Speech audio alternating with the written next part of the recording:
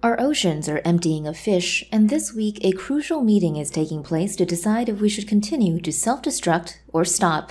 Here's what you need to know. The WTO's 12th Ministerial Conference is meeting this week in an attempt to end 20 years of negotiations over harmful fishing subsidies, responding to the reality that global fish production is currently 9 times higher than it was in 1950, and over 34% of the world's assessed fish stocks are being overfished, according to the UN's Food and Agriculture Organization. The primary issue at stake here is that much of the fishing behind those figures is economically unviable and thus is being effectively propped up by massive government subsidies, according to the UN Secretary-General's Special Envoy for the Ocean writing on the World Economic Forum's website. The current draft text of a deal is designed to eliminate subsidies that contribute to overcapacity or overfishing, as well as facilitating illegal, unreported, and unregulated fishing, which is rife in the industry. It attempts to do this by blocking payments for the construction or upgrading of vessels, or contributions to costs of fuel, for instance. India's Financial Express says any agreement over a final text is being publicly challenged by New Delhi, which says the current draft favors countries with already established distant water fishing industries. As an alternative, India is proposing developed countries that fish outside of their own waters should not be able to provide fishery subsidies for 25 years, while developing countries are given more time to comply with restrictions.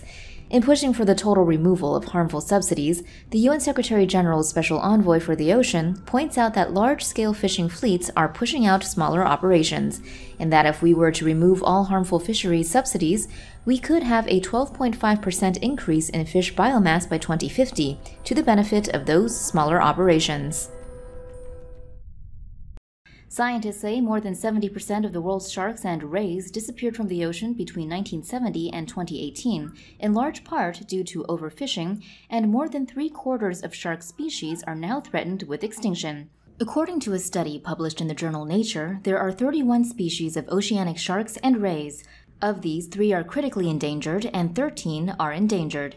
8 are listed as vulnerable and 1 as near threatened. Only 6 are classified as of least concern. The 3 critically endangered species are the oceanic white-tip shark, the scalloped hammerhead, and the great hammerhead. Their populations have declined by more than 80%. Among the 13 endangered species are the pelagic thresher, dusky shark, the short-fin mako, and the long-fin mako. However, citing Shark Advocates International, BBC News reports that a couple of species, including the great white, are beginning to recover due to science-based catch limits.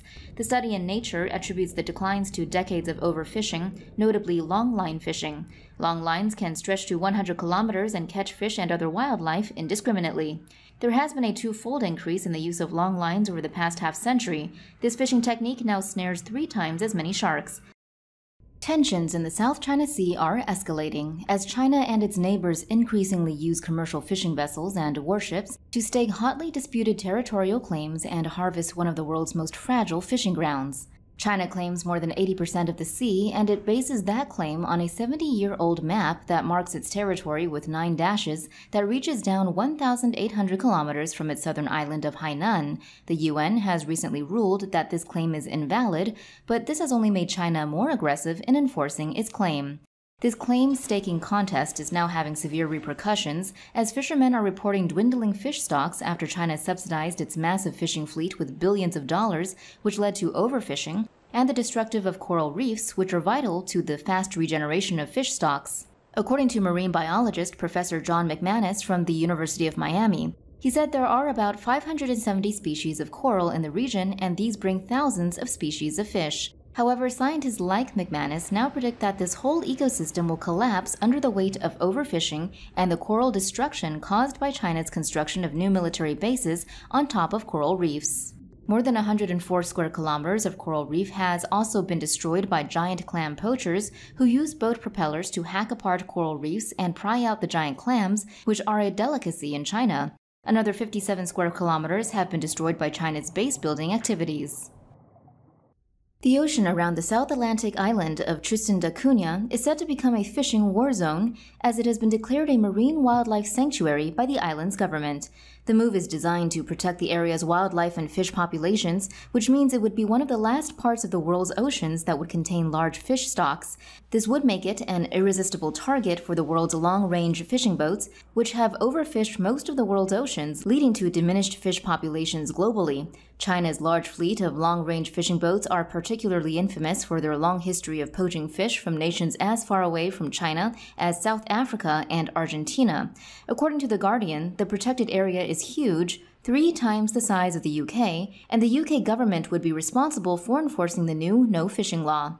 In a statement, British Prime Minister Boris Johnson called on other nations to join Britain in its ambition to protect 30% of the world's oceans. He said, "We are in danger of killing our seas." Everyone's favorite womanizer, Leonardo DiCaprio, is trying to get the public involved in putting fish back into our oceans, with a little help from technology. The actor unveiled Global Fishing Watch, the digital brainchild of tech environmentalist group SkyTruth, nonprofit organization Oceana, and Google. The free tool allows people to track fishing activity worldwide in a bid to curb the exploitation of marine life. Here's how it works. When large vessels at sea broadcast radio signals through the automatic identification system, satellites pick up the signals and store them in a database. Global Fishing Watch then analyzes vessel movements to determine the type of ship and fishing gear. Ship positions are delayed by 72 hours, but can be tracked from as far back as January 2012.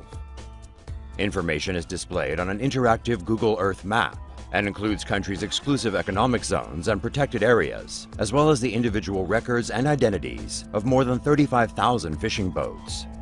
With commercial vessel movements exposed to public view, users are able to remotely monitor any ships that could be fishing illegally. The system is far from perfect. Smaller vessels that don't require the use of the Automatic Identification System, or AIS, can't be tracked, and the AIS itself can report false locations when tampered with by a crew trying to mask illegal activities. For more news animations and explainers, hit the subscribe and bell button to join the TomoNews family. Thanks for watching.